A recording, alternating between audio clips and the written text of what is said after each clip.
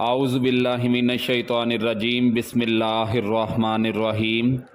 پاک ہے وہ ذات جس کے قبضہ قدرت میں ہم سب کی جان ہے۔ دیکھتی آنکھوں سنتے کانوں موٹیو اسلام کی طرف سے آپ کو میرا سلام پہنچے۔ آج کا موضوع جو ہے جس پہ ہم بات کرنے جا رہے ہیں وہ ہے بے نمازی کا انجام۔ جیسا کہ قرآن پاک میں ارشاد باری تعالیٰ ہے فویل للمصلین الذین ھم عن صلاتہم ساہون۔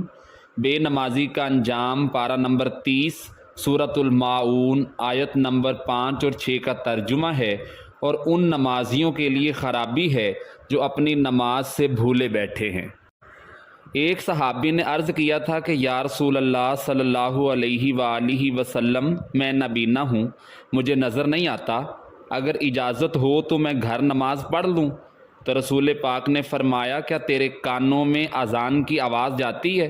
صحابی نے جواب دیا جی یا رسول اللہ، میرے کان میں اذان کی آواز جاتی ہے۔ تو رسول پاک نے فرمایا پھر نماز گھر نہ پڑھو، مسجد میں آ کے پڑھ۔ ہاں، گھر میں بھی نماز پڑھنی چاہیے۔ مشکات میں حدیث ہے، نبی پاک صلی اللہ علیہ وآلہ وسلم نے فرمایا اپنے گھروں میں مسجدیں بناؤ، یعنی کہ ایک جگہ مخصوص کرو جہاں صرف نماز پڑھی جائے، اور فرمایا کچھ حصہ نماز کا گھر میں بھی پڑھا کرو، کچھ نوافل، کچھ سنتیں، کچھ حصہ نماز کا ہمیں گھر میں بھی ادا کرنا چاہیے۔ میرے رسول پاک نے فرمایا اپنے گھر کو قبرستان نہ بناؤ۔ اس کا مطلب یہ ہوا کہ اگر کسی گھر میں نماز نہ پڑھی جائے اور اس گھر کے تمام افراد زندہ بھی ہوں تو وہ گھر قبرستان کی مانند ہوتا ہے۔ اگر گھر والے گھر میں بیٹھ کے ہنستے کھیلتے ہیں، اٹھتے بیٹھتے ہیں، لیکن نماز کا کچھ حصہ گھر میں ادا نہیں کرتے، تو میرے کریم محبوب نے فرمایا کہ وہ گھر دنیا میں رہتے ہوئے قبرستان ہے۔ اور جس گھر میں کوئی اٹھ کے سویرے تہجد کا وضو کرتا ہے وہ مردوں کا گھر نہیں ہوتا، وہ تو زندوں کا گھر ہے۔ بچوں کو تکلیف ہوتی ہے جب گھر کے بڑے صبح اٹھ کے تہجد کے لیے وضو کرتے ہیں، کیونکہ نوجوان لوگوں کے سونے کا تو وقت ہی وہ ہوتا ہے، لیکن جو بزرگ کے اٹھنے پہ ناراض ہوتا ہے اسے یہ علم نہیں کہ جس گھر میں تہجد کے لیے وضو ہوتا ہے نا، رب اس گھر پہ کتنا راضی ہوتا ہے۔ ہو سکتا ہے تیری بھی بڑی بڑی خطائیں اس کی وجہ سے معاف ہو جائیں۔ حضرت ابن عباس رضی اللہ تعالیٰ عنہ فرماتے ہیں کہ جہنم میں ویل نامی ایک خوفناک وادی ہے جس کی گرمی سے خود جہنم بھی پناہ مانگتا ہے، اور وہ اس شخص کا ٹھکانہ ہے جو نماز کو وقت گزار کر پڑھتا ہے، یعنی کہ دیر سے پڑھتا ہے۔ جو شخص نماز کے معاملے میں سستی کرے گا اللہ تعالیٰ اسے 15 سزائیں دے گا، ان میں سے 6 دنیا میں ہیں، 3 موت کے وقت، 3 قبر میں، اور 3 قبر سے نکلنے کے بعد ملیں گی۔ دنیا کی جو 6 سزائیں ہیں ہم سب سے پہلے ان کے بارے میں جانتے ہیں۔ اللہ تعالیٰ بے نمازی کی عمر میں سے برکت ختم کر دے گا، اللہ تعالیٰ اس کے چہرے سے نیک لوگوں کی علامات مٹا دے گا، اللہ تعالیٰ اس کے کسی عمل پر بھی اجر و ثواب نہیں دے گا، اس کی کوئی بھی دعا اللہ تعالیٰ آسمان تک بلند نہیں ہونے دے گا، دنیا میں مخلوق اس سے نفرت کرے گی، نیک لوگوں کی دعا میں اس کا کوئی حصہ نہ ہوگا۔ موت کے وقت 3 سزائیں جو اللہ تعالیٰ بے نمازی پر مسلط کرے گا وہ کیا ہیں بھلا؟